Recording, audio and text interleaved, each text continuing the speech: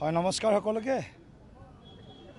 ভাৰতীয় জনতা পাৰ্টিৰ ৰাজ্যিক সভাপতিৰ দায়িত্ব লাভ কৰাৰ পিছত প্ৰথমবাৰ মই উজনি অসমৰ হৃদপিণ্ড ডিব্ৰুগড়লৈ আহিছোঁ আৰু ডিব্ৰুগড়ত আমাৰ দলৰ শতসহস্ৰ কাৰ্যকৰ্তাৰ যে আত্মিক স্বাগতম তাত মই অভিভূত হৈছোঁ।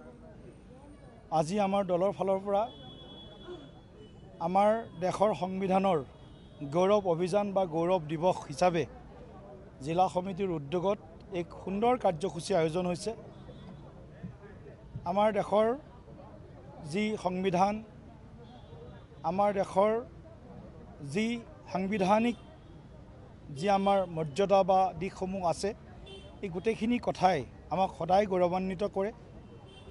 বাবা চাহেব ভীমৰাও আম্বেদকাৰ ডাঙৰীয়াৰ সভাপতিত্বত সংবিধান সভাই এখন সুন্দৰ যি সংবিধান আমাৰ দেশখনক বা গণতন্ত্ৰৰ জননী ভাৰতবৰ্ষক উপহাৰ দি গ'ল, সেয়া সমগ্ৰ মানৱৰ কল্যাণৰ হেতু আৰু ভাৰতবৰ্ষৰ জনতাৰ কল্যাণৰ হেতু সমৰ্পিত।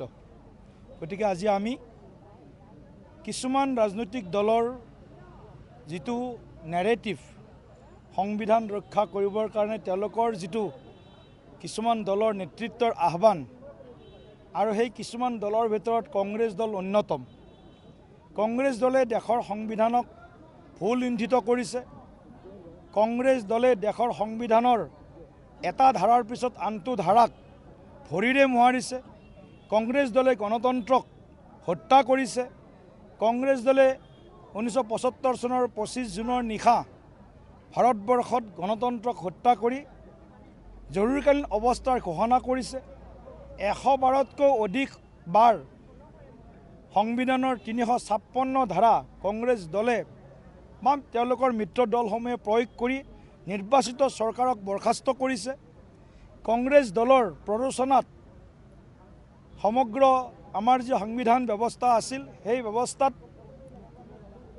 370 ধাৰা টেম্পৰাৰীলি তাত সংপৃক্ত কৰা হৈছিল, তাত যোগদান দিয়া হৈছিল। সেই ধাৰাক যাতে দেশত অস্থিৰতা চলি থাকে, যাতে দেশৰ অখণ্ডতা সাৰ্বভৌমত্বৰ প্ৰতি সদায় প্ৰশ্নবোধক চিন আহে, এই ধৰণৰ যিবিলাক কুকাৰ্য কংগ্ৰেছৰ দিনত হৈছিল আৰু কংগ্ৰেছৰ নেতৃত্বই ৰাহুল গান্ধী সহিতে কংগ্ৰেছৰ নেতৃত্বই সংবিধান বচোৱাৰ যি এটা ভুৱা নেৰেটিভ, ফেক নেৰেটিভ বা ভাৰতবৰ্ষৰ ৰাইজক বিভ্ৰান্ত কৰিব পৰা যি ধৰণৰ তেওঁলোকৰ প্ৰচাৰ প্ৰসাৰ, তাৰ বিৰুদ্ধে সমগ্ৰ ভাৰতবৰ্ষৰ জনগণক আমি জাগৰণ কৰাৰ উদ্দেশ্যেৰে দেশৰ সংবিধানখনত শিৰত লৈ 140 কোটি ভাৰতীয়ৰ সামগ্ৰিক উত্তৰণৰ কাৰণে আমি এই কাৰ্যসূচী হাতত লৈছিলোঁ আৰু ডিব্ৰুগড় জিলাই সুন্দৰভাৱে আজি এই কাৰ্যসূচী ৰূপায়ণ কৰিলে।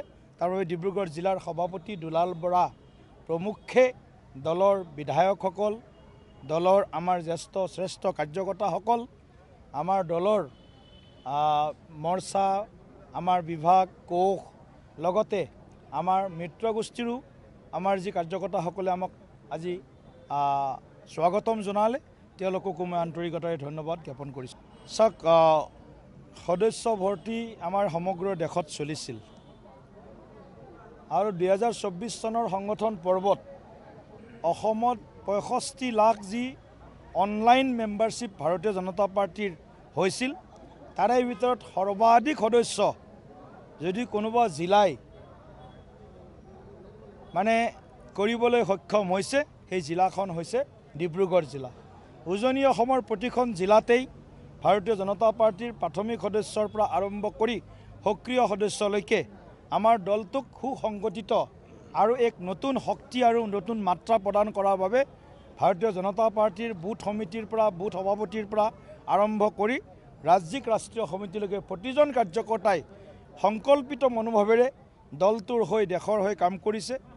কেন্দ্ৰীয় ৰাজ্য চৰকাৰৰ জনকল্যাণমুখী আঁচনিসমূহ ৰাইজৰ মাজলৈ শক্তিশালীভাৱে লৈ গৈছে আৰু বিগত যি আমাৰ 9টা বছৰ প্ৰায় খবৰ হ'ল সৰ্বানন্দ সোণোৱাল ডাঙৰীয়াৰ নেতৃত্বত প্ৰথম 5 বছৰ, তাৰপিছত আমাৰ অসমৰ বৰ্তমানৰ যি জনপ্ৰিয় মুখ্যমন্ত্ৰী বা ভৱিষ্যদৰ্শী মুখ্যমন্ত্ৰী ডক্টৰ হিমন্ত বিশ্ব শৰ্মা ডাঙৰীয়াৰ নেতৃত্বত যি 4 বছৰৰ কাৰ্যকাল এয়া এক অদ্ভুত অদ্বিতীয় এক অভূতপূৰ্ব কাৰ্যকাল সফলতাৰ ক্ষেত্ৰত গতিকে মই ভাবোঁ আমি কৰা কামৰ দাম দিবৰ কাৰণে অসমৰ জনতা আতুৰ হৈ আছে আৰু এই জনতাই পঞ্চায়তৰ পৰা পাৰ্লিয়ামেণ্ট নিৰ্বাচনলৈকে ভাৰতীয় জনতা পাৰ্টি আৰু NDA মিত্ৰজোঁটক গভীৰ আস্থা আৰু বিশ্বাসেৰে তেওঁলোকৰ যি অধিকাৰ ভোটাধিকাৰ আমাৰ পক্ষত সাব্যস্ত কৰিব আৰু পঞ্চায়ত নিৰ্বাচনত ভাৰতীয় জনতা পাৰ্টিয়ে বৃহৎ প্ৰচণ্ড জয়েৰে আমি আমাৰ এই পঞ্চায়ত নিৰ্বাচনৰ আমি সফলতাত আমি